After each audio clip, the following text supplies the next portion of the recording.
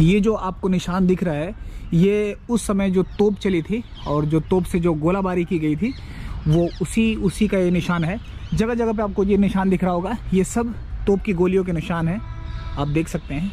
हालांकि 1857 में जो हमला हुआ था उसमें ये मस्जिद भी काफ़ी ज़्यादा इस मस्जिद को नुकसान पहुंचा था, और इधर में का इमाम बाड़ा है वो जो टूट चुका है। दोस्तों, यही वो जगह है जहां पे तोप रखी गई थी, और इस दरवाजे को पूरी तरह से मट्टी से भर कर बंद कर दिया गया था। बाईं ओर दिख रहा है वो 18 पाउंडर तोप तैनात थी, और इस जगह पे 18 पाउंडर तोप थी। Hello friends, welcome back to my channel. आपका फिर से एक नई वीडियो में स्वागत है। अभी मैं हूँ नवाबों के शहर लखनऊ में, और आप मेरे पीछे देख सकते हैं ये है ब्रिटिश रेसिडेंसी। ब्रिटिश रेसिडेंसी का बहुत ही बड़ा योगदान है 1857 के गदर में, और यही वो जगह है जो कि उस ज़माने में ब्रिटिश का गढ़ हुआ करता था। यहाँ ब्रिटिश के सारे ऑफिसर लोग रहा करते थे। तो चलिए, आपको कराने वाले हैं इस ब्रिटिश रेसिडेंसी का फुल टूर, तो अंत तक इस वीडियो में ज़रूर बने रहिएगा। ये है इसका एंट्री गेट, और वहाँ पे है टिकट काउंटर। 25 रुपीज़ लगता है एडल्ट के लिए। जब भी आप यहाँ पे आएँ तो प्लास्टिक अंदर अलाउड नहीं है, जो सेल्फी स्टिक है वो भी अलाउड नहीं है। तो दोस्तों, अगर 1857 का जो गदर हुआ था उसके बारे में जानना है, उसके निशानात को देखना है, तो ब्रिटिश रेसिडेंसी से अच्छा आपके लिए कोई जगह नहीं हो सकती। आप ये देख सकते हैं, ये है इसका गेट। तो ये जो गेट आप देख रहे हैं दोस्तों, ये जो आप एंट्री गेट देख रहे हैं, इसका जो निर्माण था, इसे बनाने का जो श्रेय है वो सादत अली खान को जाता है, जिन्होंने इसका 19वीं सदी में निर्माण करवाया था। इस गेट का जो निर्माण था वो लखनऊ के रेजिडेंट कैप्टन बेली के सम्मान में करवाया गया था, और घेराबंदी के दौरान इस गेट का जो अंदर से मिट्टी भरकर बंद कर दिया गया था। जो बाईं ओर दिख रहा है वो 18 पाउंडर तोप तैनात थी, और इस जगह पे 18 पाउंडर तोप थी। लेकिन दोस्तों, तोप होने के बावजूद और इतनी ज़्यादा रक्षा होने के बावजूद जो फ्रीडम फाइटर्स थे, उन्होंने इसको बहुत ही ज़्यादा क्षति पहुंचाई थी, और ये बिल्कुल उस हमले को बर्दाश्त नहीं कर पाया था। और अब हम धीरे धीरे इस गेट के अंदर जा रहे हैं। यहाँ पे आपको दिखेगा एटिकन पोस्ट, और ये जो आपको दिख रहा है इसमें आपको चर्च भी बना कर दिया गया था। ये मेनली नवाबों के द्वारा बनाया गया था, ब्रिटिश लोगों के आराम के लिए, ताकि ब्रिटिश के जो लोग थे उनको यहाँ पे किसी भी तरह की परेशानी ना हो, और उनके लिए एक सेफ जोन हो ये। दोस्तों, इस ब्रिटिश रेसिडेंसी का जो निर्माण था वो उस समय के अवध के नवाब शुजाउद्दौला द्वारा अवध में अंग्रेज़ों के रेसिडेंट्स के लिए इसे बनाया गया था। ये जो बिल्डिंग आपको दिख रही है वो राजपूत तथा अवध की जो परंपरागत शैली होती है उसके तहत इसे बनाया गया है, और इसका जो निर्माण करवाया गया था वो 1851 में। वो लगभग 16,857 रुपये का खर्च इसको बनाने में आया था, और ये 2 फ्लोर बिल्डिंग है। आप नीचे देख सकते हैं और ऊपर देख सकते हैं। लेकिन जिस वक्त 1857 में जो यहाँ गदर हुआ था, उस समय इन सब पे तोपों का निशान देखा जा सकता है। ये जो आप देख रहे हैं ना दोस्तों, ये जो आपको निशान दिख रहा है, ये उस समय जो तोप चली थी और जो तोप से जो गोलाबारी की गई थी, वो उसी का ये निशान है। जगह जगह पे आपको ये निशान दिख रहा होगा, ये सब तोप की गोलियों के निशान हैं, आप देख सकते हैं। और दोस्तों, उस समय इसे जो है वो कारतूस फैक्ट्री के रूप में इसको यूज़ किया जाता था। आपको मैं अंदर चल के दिखाता हूँ।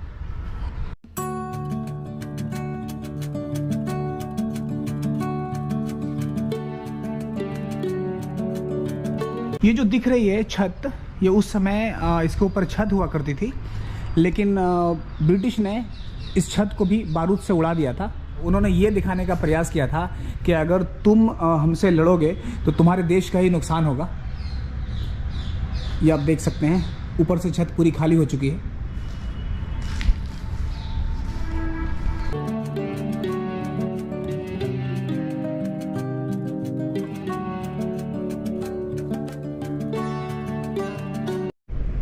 चूँकि ये वाली जो इमारत है वो जैसे ही एंट्री करते हैं तो सबसे पहले पड़ती है, तो यहाँ पे बहुत ही ज़्यादा तोप से भी उस पर वार हुआ था, और 1857 की ये गवाह है ये इमारत। आप देख सकते हैं चारों तरफ से।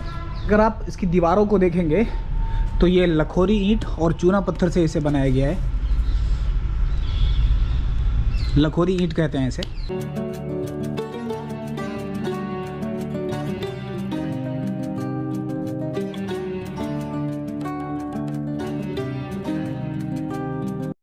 दोस्तों 1857 ही एक ऐसा गदर था जिसमें मंगल पांडे मेन हीरो थे इसके। और दोस्तों ये जो आप देख रहे हैं वो गैलरी हुआ करती थी नेटिव ऑफिसर्स लोगों के लिए, जो कि अंग्रेज़ के जो सैनिक होते थे और जो ऑफिसर्स होते थे, ये उन लोगों के लिए गैलरी बनाई गई थी। और ये सारी जो छतें आप देख रहे हैं ना, ये सब छत हुआ करती थी, लेकिन ब्रिटिश ने ही इसे उजाड़ दिया था। और कहीं ना कहीं उन्होंने एक सबक देने का काम किया था कि देखो, अगर हमसे टकराओगे तो सिर्फ और सिर्फ तुम्हारा ही नुकसान होगा, और हम तुम्हारे साथ खेलेंगे, तुम्हारी चीज़ों से खेलेंगे और इसे तोड़ फोड़ करेंगे। कितनी विशाल गैलरी हुआ करती थी उस टाइम में, इसकी खूबसूरती को देख सकते हैं आप।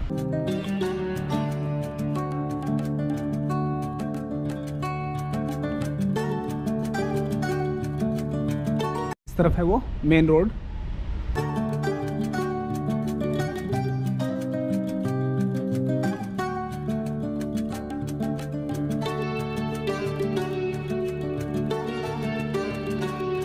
तो वो ब्रिटिश रेसिडेंसी जो एक सुंदरता का नमूना हुआ करती थी, वो अब पूरी तरह से खंडर में बदल चुकी है। और यही वो खंडर है जो हमें इतिहास से जोड़ता है। ये बताता है कि हमारे देश के जो वीर जवान हुआ करते थे, उन्होंने कितना बड़ा योगदान दिया है हमारे देश को आज़ाद करवाने में। दोस्तों यही वो जगह है जहाँ पे तोप रखी गई थी, और इस दरवाज़े को पूरी तरह से मिट्टी से भर कर बंद कर दिया गया था। लेकिन फिर भी हमारे जो देश के वीर जवान थे, हमारे देश के जो फ्रीडम फाइटर्स थे, उन्होंने इसको तोड़ दिया था। लगभग 3 महीनों तक इसे क्रांतिकारियों ने चारों तरफ से घेर लिया था और कब्जा कर रखा था। और ये आप देख सकते हैं, ये कोषागार के रूप में इसे यूज़ करते थे। ट्रेजरी बिल्डिंग कहा जाता है इसे।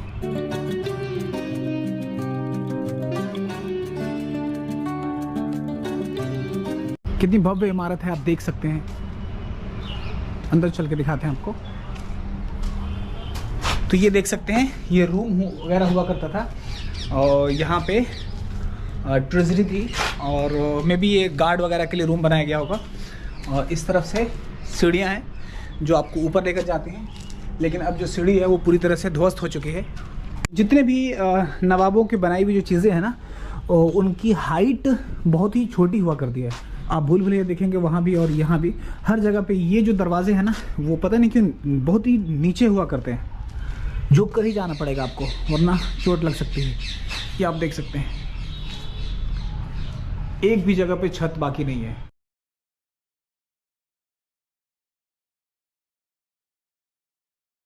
तो दोस्तों 1857 के जो विद्रोह को अगर आप करीब से जानना चाहते हैं, उसके इतिहास को देखना चाहते हैं, उसमें जो चली गई तोप थी उसके निशानात को देखना चाहते हैं, तो ये सबसे अच्छी जगह है। इससे ज़्यादा अच्छी बिल्डिंग हो ही नहीं सकती जिससे आपको 1857 के पूरे इतिहास का पता चले। ये आप देख सकते हैं, मे बी ये जो है ना क्लॉक टावर हुआ करता होगा।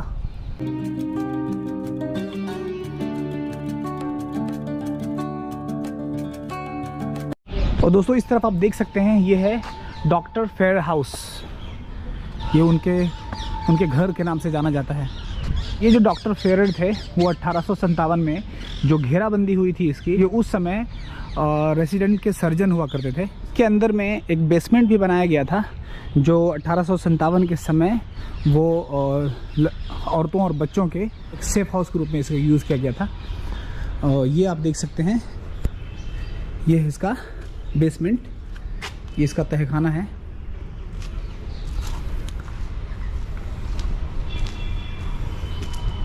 ये देखिए, ये है तहखाना।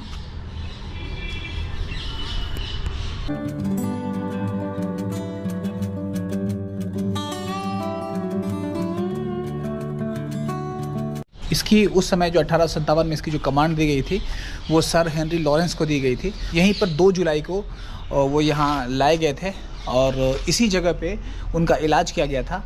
और 2 दिन के बाद 4 जुलाई को उन्होंने इसी जगह पे अंतिम सांस ली थी।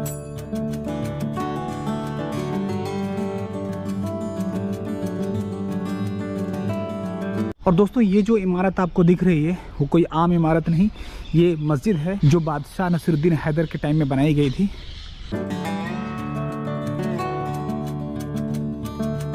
और दोस्तों यही वो इमारत है जो बादशाह नसीरुद्दीन हैदर, उनकी माँ और उनकी जो सौतेली बहन थी, उन्होंने ही इस इमारत का निर्माण करवाया था, मतलब ये किस मस्जिद का निर्माण करवाया था। अगर आप इस तरफ देखेंगे ना, तो ये है इमाम बाड़ा, जो अब पूरी तरह से ध्वस्त हो चुका है। और वो सब जो निशान आपको दिख रहे हैं वो तोपों के निशान हैं। और अगर इस तरफ आप देखेंगे तो वो मस्जिद है जो अभी सुरक्षित है। इसके जो ऊपर के जो 2 मीनार हैं, 1 2, ये ऊपर का हिस्सा थोड़ा टूट गया है। वो जो डोम है, गुंबद है, 3 गुंबद वाली मस्जिद है ये। और इसको इंडो यूरोपियन कल्चर से इसको बनाया गया है। और दोस्तों बहुत ही खुशी की बात है कि इस तरफ का इमाम बाड़ा तो टूट चुका है, लेकिन ये मस्जिद अभी भी यूज़ हो रही है और यहाँ पे नमाज भी अदा की जाती है। तो ये बहुत ही अच्छा लगा मुझे जानकर। और इस मस्जिद का जो नाम है वो मस्जिद अबू तालिब है। वहाँ पे बोर्ड लगा हुआ है, उस पर लिखा हुआ है मस्जिद अबू तालिब। काफ़ी खूबसूरत मस्जिद है। ये जो आप रड वगैरह देख रहे हैं वो मीनार को टूटने से बचाने के लिए दिया गया है ताकि उसको सेफ रखा जा सके। हालांकि 1857 में जो हमला हुआ था उसमें ये मस्जिद भी काफ़ी ज़्यादा इस मस्जिद को नुकसान पहुंचा था। और इधर में का इमाम बाड़ा है वो जो टूट चुका है। और दोस्तों ये जो आप देख रहे हैं वो उस समय का इमाम बाड़ा है।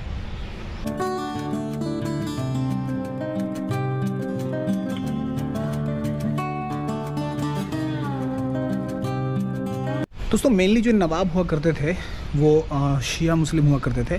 तो शिया मुस्लिम के लिए इमाम बाड़ा काफ़ी महत्व रखता है। और इस तरफ है इसका बेसमेंट।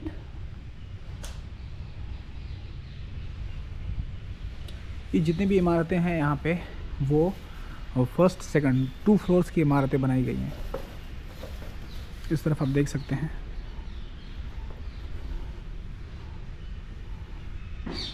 ये सब बेसमेंट है और वहाँ पे सीढ़ियाँ थी जो ऊपर ले जाती थी।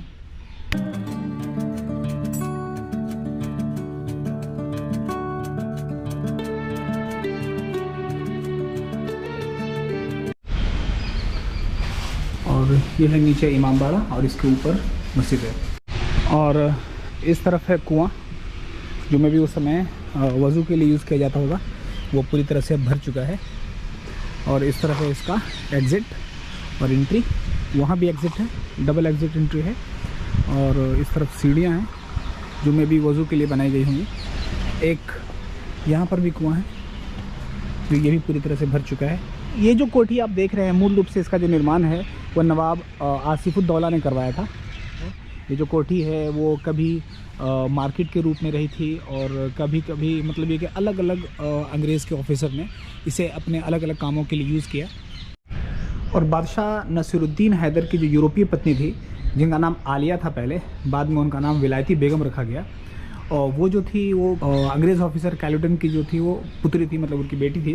बादशाह नसीरुद्दीन की जब मृत्यु हो गई तो उनकी बेगम आलिया और उनकी सौतेली बहन अशरफुन्निसा और उनकी माँ के साथ इसी बिल्डिंग में रही थी। और इन्होंने ही वो जो मैंने आपको मस्जिद दिखाया, इन्होंने ही उस मस्जिद का निर्माण करवाया था। कभी ये बहुत ही अच्छी मार्केट के रूप में यूज़ की जाती थी।